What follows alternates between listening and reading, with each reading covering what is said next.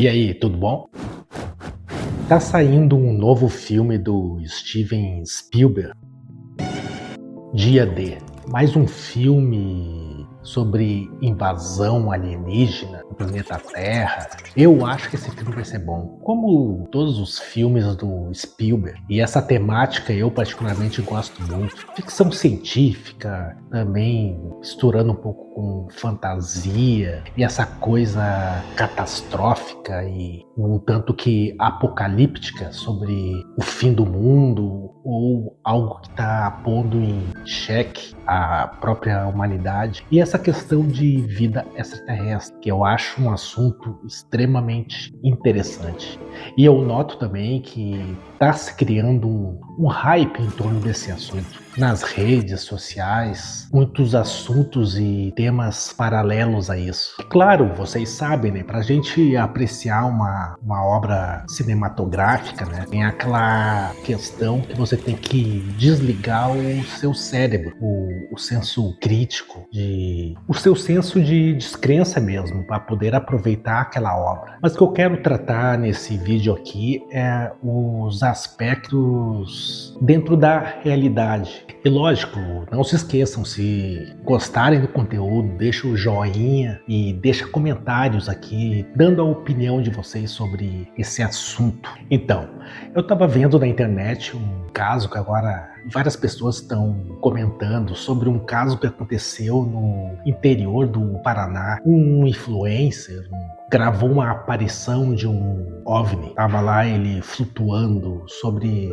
o mato, a floresta ali em si, né, sobre aqueles morros e montanhas. Como eu disse, é um hype que está se formando. Então, ele foi lá e filmou essa aparição. Muito estranha, mas óbvia também, que aquilo ali é algo fabricado para gerar views mesmo, para viralizar. Como todos esses registros e filmagens de OVNIs e aparições de alienígenas, as imagens nunca são nítidas. Umas imagens tão ruins que não fazem sentido atualmente elas serem assim. Se você ver os registros na internet, procurar por esse assunto, vai ver que todas as imagens são borradas com péssima qualidade, péssima definição, mas muitas delas são antigas, então vamos justificar que esse seja o motivo. E porque as câmeras não tinham boa qualidade e não havia os celulares que hoje praticamente todo mundo tem.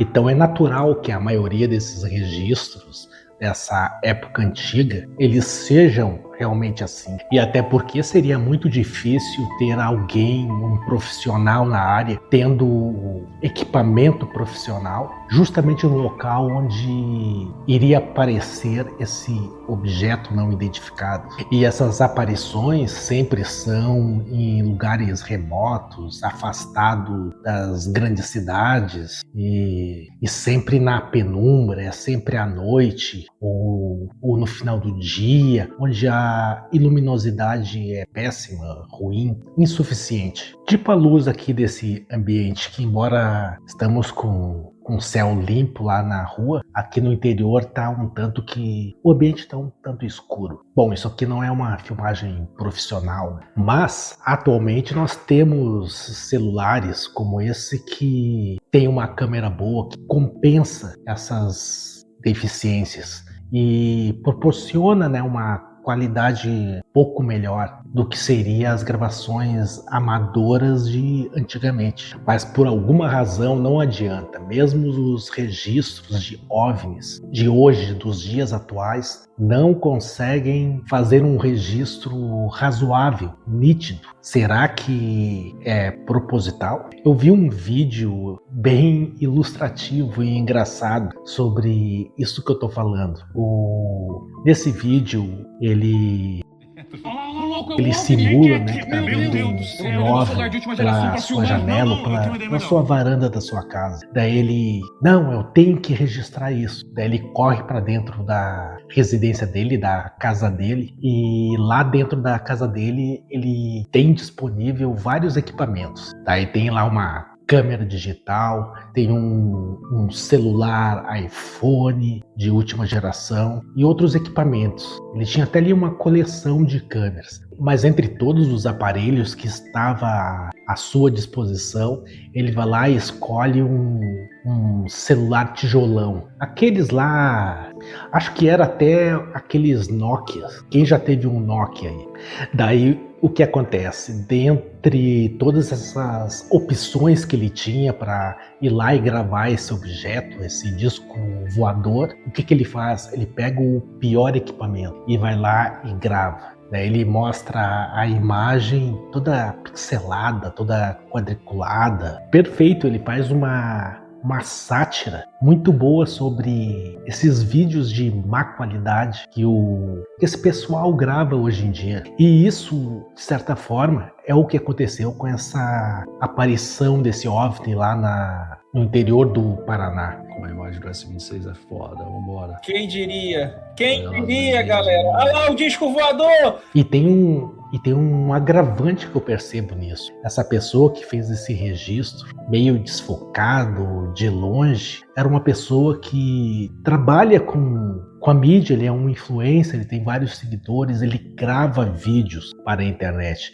Então, ele tem uma mínima noção e deveria ter um equipamento bom em mãos para fazer esse registro. Aliás, é isso que ele faz o tempo todo, mas não, mesmo assim ele fez aquela gravação nos moldes dos registros antigos. Daí ele faz lá toda uma encenação, que está ouvindo barulhos e demonstra apreensão e medo. Daí ele filma lá um objeto brilhante no meio da mata. E fica por isso mesmo. Daí no relato dele, ele fala que o objeto subiu, saiu daquele local e passou sobrevoando por cima da casa dele, da residência. Mas ele não filma isso. Será que acabou a bateria do celular na hora? Num momento tão importante, onde ele poderia ter feito o melhor registro para provar a história dele? Não gravou. Mas isso é questão de surfar a onda do momento. O tal do hype que esse assunto e o próprio filme do Spielberg está gerando. E eu acho que a própria produção desse filme, eles devem também, por outro lado, estar usando isso e até promovendo como campanha de marketing mesmo,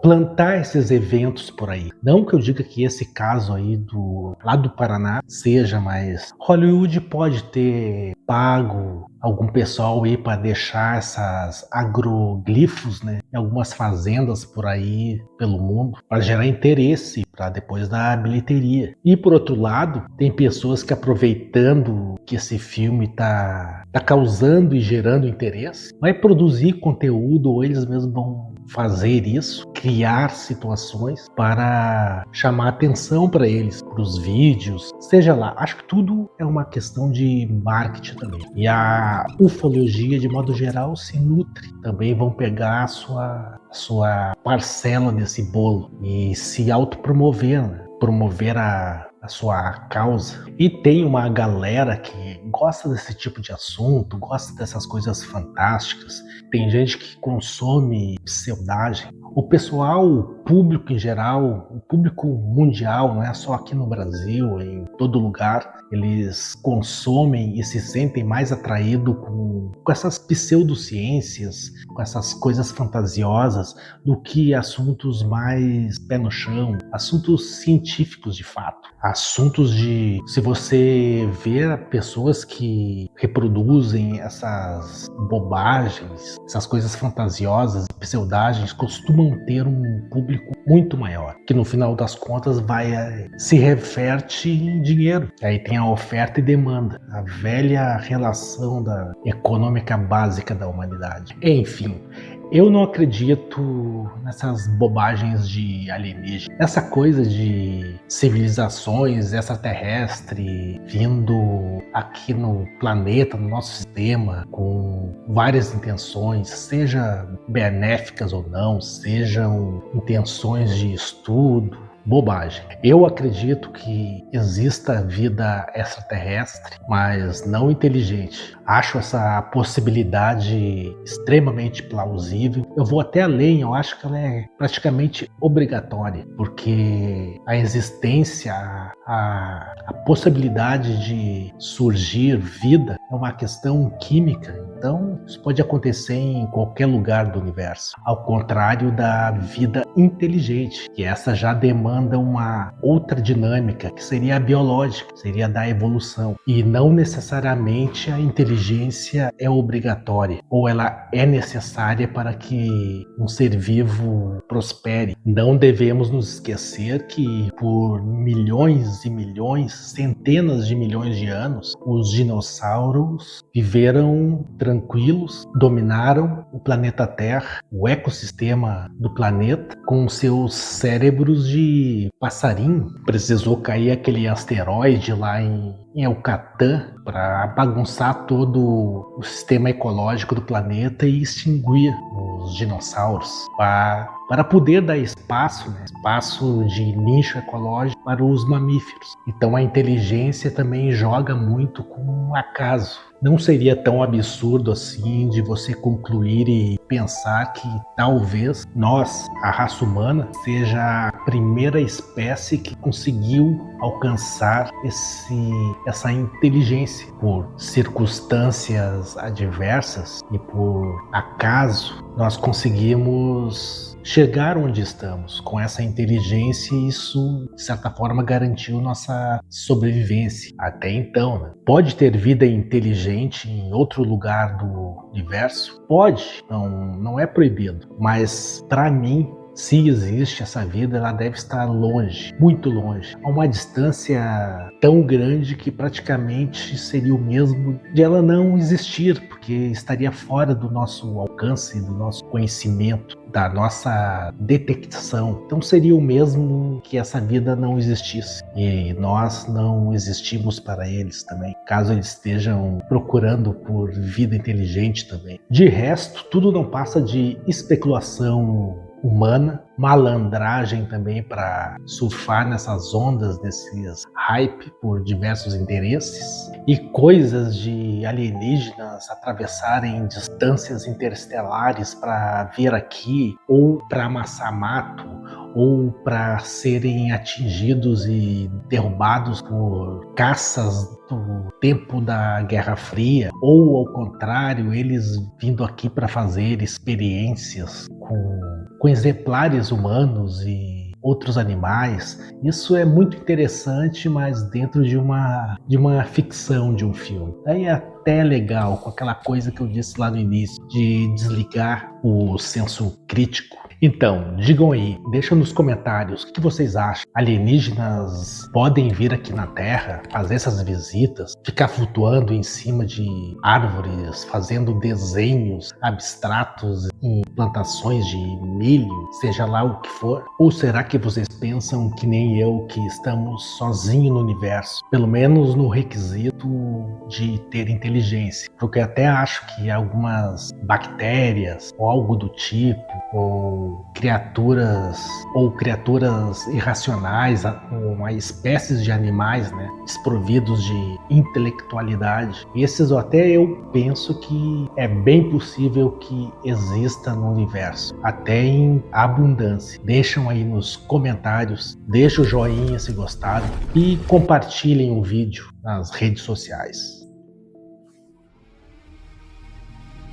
As pessoas ficam imaginando. As pessoas ficam imaginando.